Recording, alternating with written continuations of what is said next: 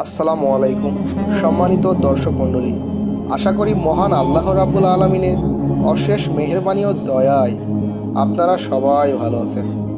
আজকে আমরা আলোচনা করব বনী ইসরাইলের উপর আল্লাহর ক্রোধের কারণ।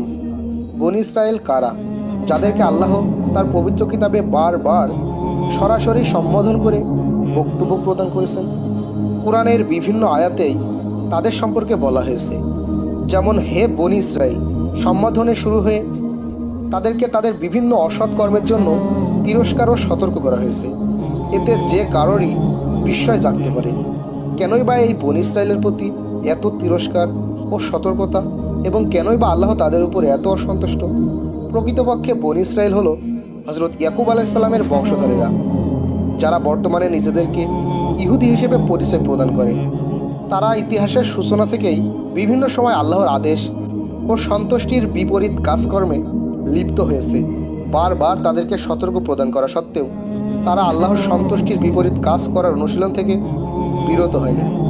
এছাড়া হত্যা করা সহ বিভিন্নভাবে তাদের নিকট প্রেরিত আল্লাহর রাসূলদের উপর তারা নির্যাতন করেছে। রাসূল সাল্লাল্লাহু আলাইহি সাল্লামের উম্মত হিসেবে আমরা যেন তাদের অনুসরণ না করি, সে লক্ষ্যে আল্লাহ পবিত্র কোরআনে এতবার বনী ইসরাইলের প্রসঙ্গ উল্লেখ করেছেন। হজরত মুসা আলাইহিস সালামের সময়ে একবার ঘটনাচক্রে আল্লাহ বনী ইসরাইলদের একটি গরু কুরবানি দেওয়ার আদেশ প্রদান করেছিলেন। এই ঘটনা প্রসঙ্গেই কোরআনের সর্ববৃহত্তম সূরাটি নাজিল করা হয়েছে, যার নাম রাখা হয়েছে বাকারা।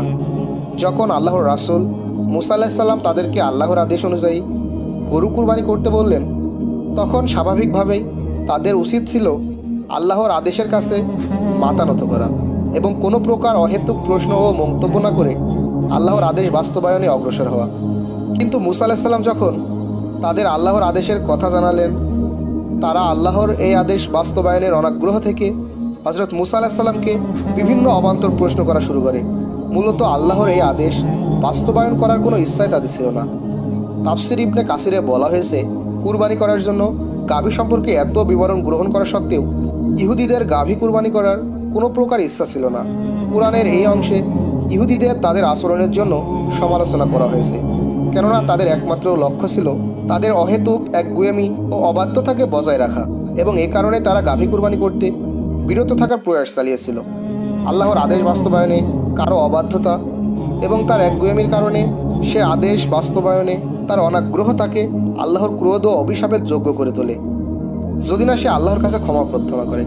এই বিষয়ে শিক্ষা প্রদানের উদ্দেশ্যে কোরআনের শুরুতে আল্লাহ রাব্বুল আলামিন বনী ইসরাইলের অবাধ্যতা সম্পর্কে রাসূল সাল্লাল্লাহু আলাইহি সাল্লামের উম্মতকে অবহিত করেছেন, যাতে তারা বনী ইসরাইলের মতো আল্লাহর অবাধ্যতার পথে চলে আল্লাহর অভিশাপের লক্ষ্যে পরিণত না হয়।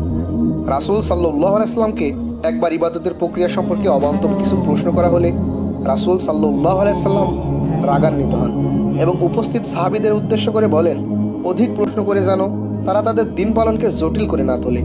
এ প্রসঙ্গে রাসূল সাল্লাল্লাহু আলাইহি সাল্লাম বলেন, আমাকে ছেড়ে রাখো, যতক্ষণ না আমি তোমাদের একাকী ছেড়ে রাখি। তোমাদের পূর্ববর্তী জাতিসমূহের মতো হয়েও না, যারা দিন সম্পর্কে অধিক অবান্তর প্রশ্ন করত এবং তাদের কাছে প্রেরিত রাসূলদের অবাধ্যতা করত। আমি যদি তোমাদের কোনো আদেশ দিই তাহলে সাধ্যমতো তা পালন করো, এবং কোনো কাজে যদি আমি নিষেধ করি তবে তা পরিহার করো। এই হাদিসে রাসূল সাল্লাল্লাহু আলাইহি সাল্লাম স্পষ্টভাবে মুসা আলাইহিস সালামের অনুসারী তথা বনী ইসরাইলদের প্রতি ইঙ্গিত প্রদান করেছেন, যারা দিনের ব্যাপারে হজরত মুসা আলাইহিস সালামের কাছে অবান্তর প্রশ্ন ও বাকবিতণ্ডা করত। রাসূল সাল্লাল্লাহু আলাইহি সাল্লামের জীবনে অপর একটি ঘটনা, তিনি একবার লোকদের মধ্যে সম্পদ বিতরণ করছিলেন। এর মাঝে তিনি জানতে পারলেন তার সম্পদ বিতরণের প্রক্রিয়া নিয়ে কেউ কেউ অসন্তুষ্টি প্রকাশ করেছে এবং নেতিবাচক মন্তব্য করেছে। রাসূল সাল্লাল্লাহু আলাইহি সাল্লাম এতে মন্তব্য করেন, মুসা আলাইহিস সালামের উপর আল্লাহর রহমত নাজিল হোক, তিনি তার লোকদের কাছ থেকে এর চেয়ে অধিক আঘাতপ্রাপ্ত হয়েছেন, কিন্তু তিনি ধৈর্য ধারণ করেছিলেন। কুরআনুল কারিমে আল্লাহ রাব্বুল আলামিন বনী ইসরাইলদের অকৃতজ্ঞ, একগুঁয়েমি, অবাধ্যতা ও অস্বীকৃতির বিবরণ প্রদান করেছেন, যেন মুসলমানরা রাসূল সাল্লাল্লাহু আলাইহি সাল্লামের প্রতি বনী ইসরাইলের মতো একই প্রকার আচরণ না করে। আল্লাহর রাসূল হিসেবে তাকে যথাযথ সম্মান দেওয়ার পাশাপাশি তার সকল আদেশ যথাযথভাবে পালন করে। যদিও রাসূল সাল্লাল্লাহু আলাইহি সাল্লামের সম্মুখে আমাদের উপস্থিত হওয়ার সুযোগ নেই, তথাপি সম্মান প্রদর্শনের এই বিষয়টি বর্তমানেও সমানভাবে প্রাসঙ্গিক। দিন সম্পর্কে সমকালীন বিশেষজ্ঞ ও ও দায়ীদের অবান্তর প্রশ্ন করা থেকে আমাদের বিরত থাকা উচিত। বনী ইসরায়েল যেরূপ একটি গরু কুরবানি করতে গিয়ে গরুর বয়স, আকৃতি, রং প্রভৃতি সম্পর্কে অবান্তর প্রশ্ন করে আল্লাহর আদেশ পালনকে তাদের জন্য জটিলতর করে তুলেছিল, সেরূপ অবান্তর কর্মের মাধ্যমে দিনকে আমাদের পালনের জন্য জটিল করার অনুশীলন থেকে আমাদের বিরত থাকা কর্তব্য। মহান আল্লাহ তাআলা আমাদের সকলকে সঠিক বুঝ দান করুন।